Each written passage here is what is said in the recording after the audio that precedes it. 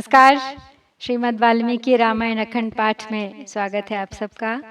आज का हमारा सर्ग है 62वां द्विषष्टितम सर्ग है युद्ध कांड से ही।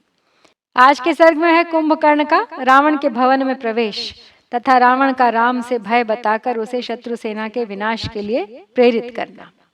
तो कुंभकर्ण युद्ध के लिए तैयार है, युद्ध भूमि से दिखाई पड़ रहा है, लेकिन अभी तक वो युद्ध क्षेत्र में नहीं आया है। श्री राम ने दूर से ही उसे देखा है, विभीषण ने उसका परिचय दिया है। तो जाग जाने के बाद कुंभकर्ण अब पहुंच रहा है रावण के दरबार और फिर होगा उसका युद्ध में प्रवेश रावण की आज्ञा अनुसार। तो चलिए प्रारंभ करते हैं आज का पाठ। स तो राक्षस शार्दूलो निद्रामद समाकुलः राजमार्गम श्रियाजुष्टम ययौ विपुल विक्रमः राक्षसानां सहस्रैश्च वृतः परम दुर्जयः गृहेभ्यः पुष्पवर्षेण कीर्यमाणस्तदा ययौ स हेमजालविततं भानुभास्वरदर्शनं ददर्श विपुलं रम्यं राक्षसेन्द्रनिवेशनम् सा तत्तदा सूर्य इवाभ्रजालं प्रविश्य रक्षोऽधिपतेर्निवेशनं ददर्श दूरे अग्रजमासनस्थं स्वयंभुवं शक्र इवासनस्थं। महापराक्रमी राक्षस शिरोमणि कुंभकर्ण निद्रा और मद से व्याकुल हो अलसाया हुआ सा शोभाशाली राजमार्ग से जा रहा था। वह परम दुर्जय वीर हजारों राक्षसों से घिरा हुआ यात्रा कर रहा था। सड़क के किनारे पर जो मकान थे उनमें से उसके ऊपर फूल बरसाए जा रहे थे। उसने राक्षस राज रावण के रमणीय एवं विशाल भवन का दर्शन किया, जो सोने की जाली से आच्छादित होने के कारण सूर्यदेव के समान दीप्तिमान दिखाई देता था।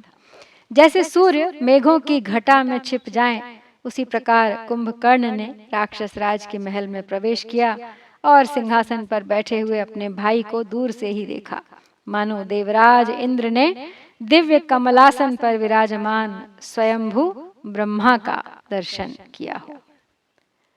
भ्रातुः स भवनं गच्छन् रक्षो गण समन्वितः कुंभकर्णः पदन्यासैर्कम्पयत मेदिनीम् सोऽभिगम्य गृहं भ्रातुः कक्षामभिविगाह्य च ददर्शोद्विग्नमासीनं विमाने पुष्पके गुरुम् अथ दृष्ट्वा दशग्रीवः कुंभकर्णम् उपस्थितं तूर्णमुत्थाय संहृष्टः सन्निकर्षमुपानयत् अथासीनस्य पर्यङ्के कुंभकर्णो महाबलः भ्रातुर्वन्दे चरणौ किम कृत्यमिति चाब्रवीत्। भाई के भवन में जाकर जब वह भीतर की कक्षा में प्रविष्ट हुआ, तब उसने अपने बड़े भाई को उद्विग्न अवस्था में पुष्पक विमान पर विराजमान देखा। कुंभकर्ण को उपस्थित देख दशमुख रावण तुरंत उठकर खड़ा हो गया और बड़े हर्ष के साथ उसे अपने समीप बुला लिया।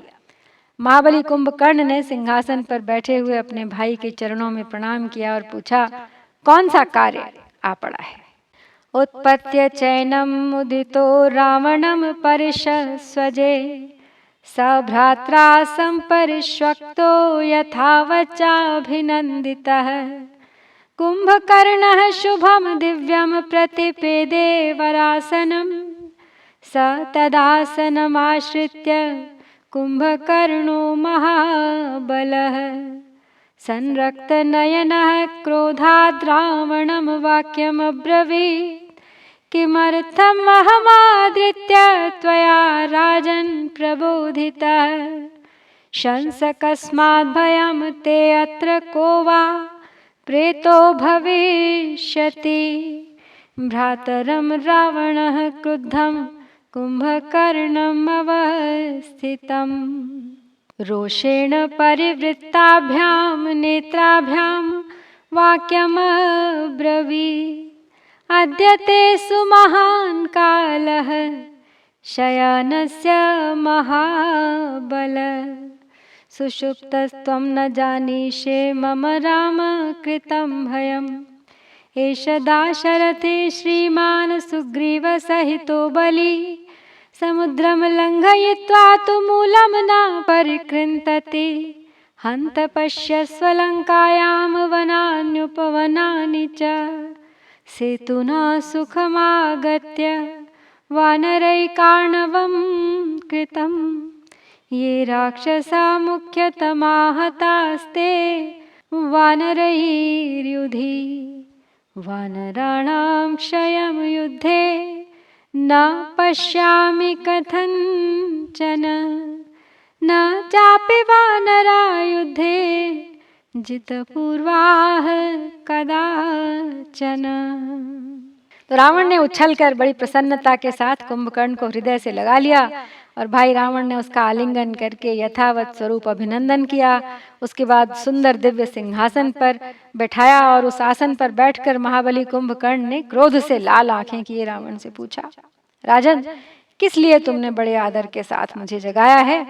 बताओ, यहाँ तुम्हें किससे भय प्राप्त हुआ है अथवा कौन परलोक का पथिक होने वाला है?